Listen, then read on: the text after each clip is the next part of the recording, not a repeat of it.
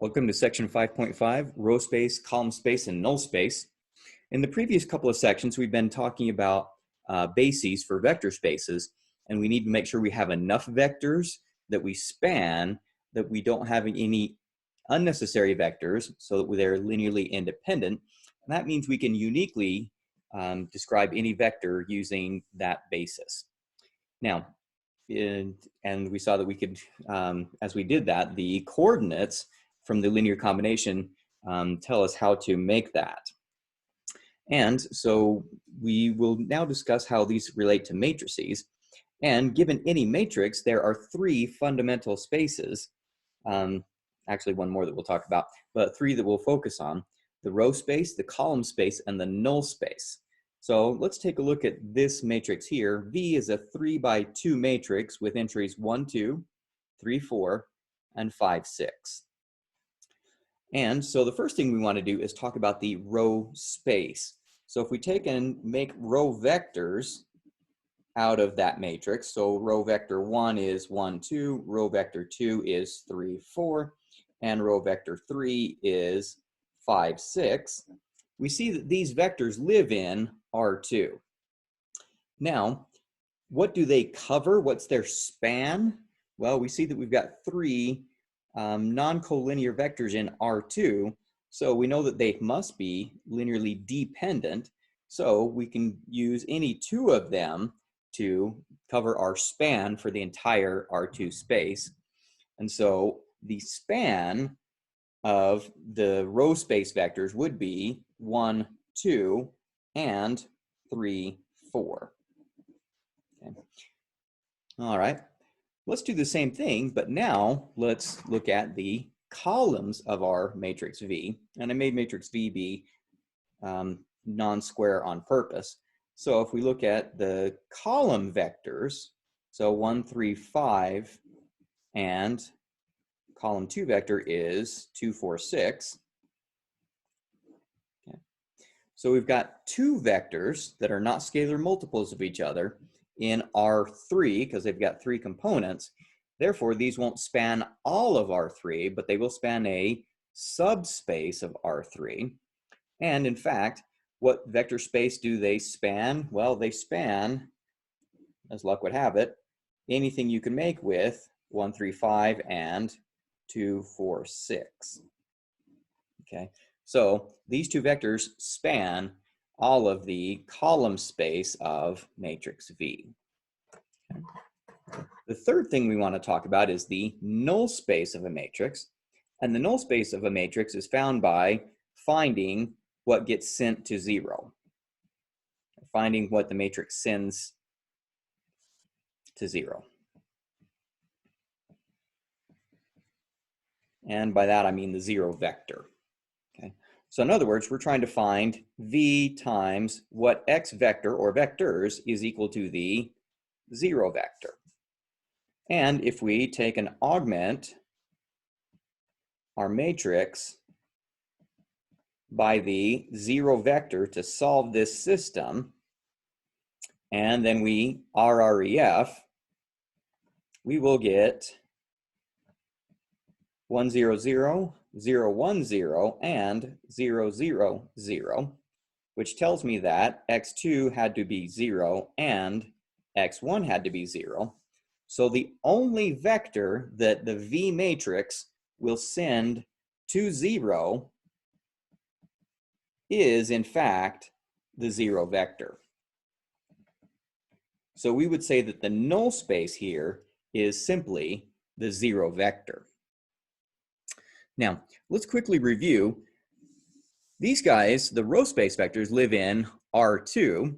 And what kind of a subspace is this? Well, 1, 2, and 3, 4, we can see that those two vectors are linearly independent in a two-dimensional space. So 1, 2, and 3, 4 cover or span all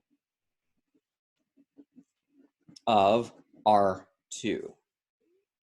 Okay. Well, what about the column space vectors?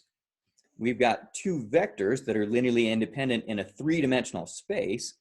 So if I were to take excuse me, a constant multiple of column vector 1 plus a constant multiple of column vector 2 and see what we could get, we could make a two-dimensional subspace of three-dimensional space, and a two-dimensional subspace of three-dimensional space under standard operations is a plane through the origin.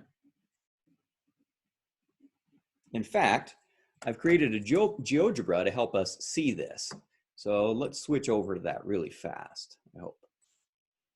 There we go.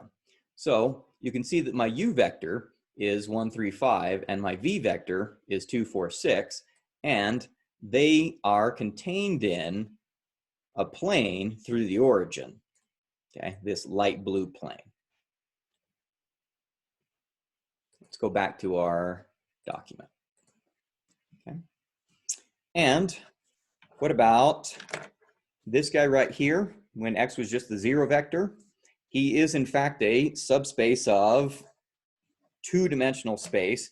In fact, he's the origin, okay, in R2.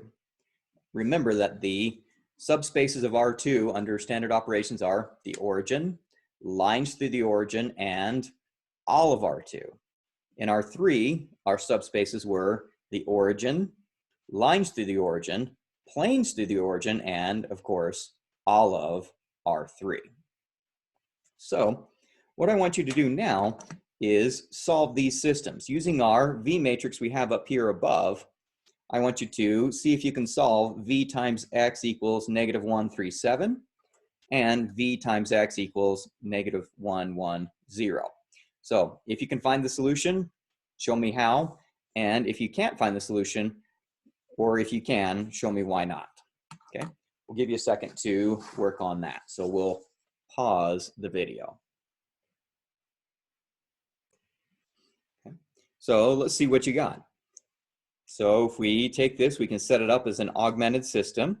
If we use our calculator to put it into reduced row echelon form, we find out that x sub 2 is -3 and x1 is 5.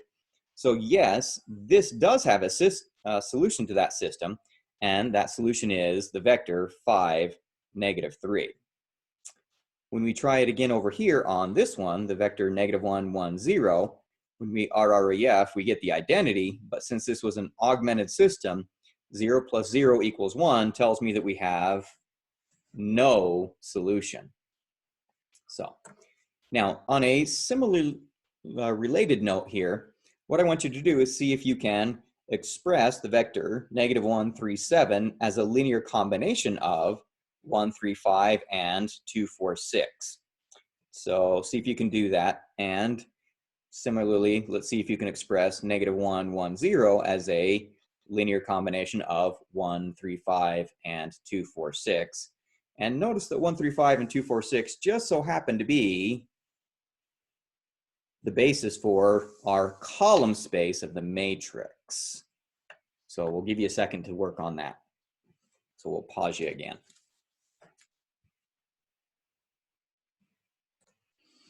And we're back. So to do a linear combination, our definition is some scalar multiple of the first vector plus some scalar multiple of the second vector equals our desired vector. And that sets up a linear system, which is kind of familiar by now. And so we can see that, yes, -137 can be made by using 5 of the 1, 3, 5 vector minus 3 of the 2, 4, 6 vector. But on the other hand, -1, 1, 0 cannot be made as a linear combination of these two starting vectors here, 1, 3, 5 and 2, 4, 6. You can see this in our diagram now. If I add vector W is the vector -137, you can see that it lives in the same plane as the U and V vectors.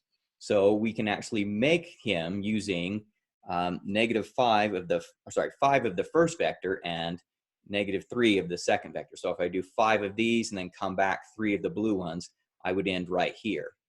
Now, the A vector, which we could not make, you'll see that it does not live in the plane spanned by vectors U and V, or made up by U and V. So this brings up a very important point. And that very important point is, if we have a linear system, AX equals B, it will have a solution if and only if B vector is in the column space of matrix A. Meaning, B vector can be expressed as a linear combination of the column vectors in A.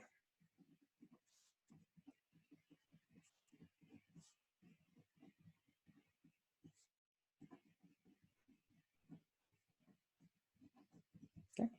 Let's pause there and we'll pick up in our next video.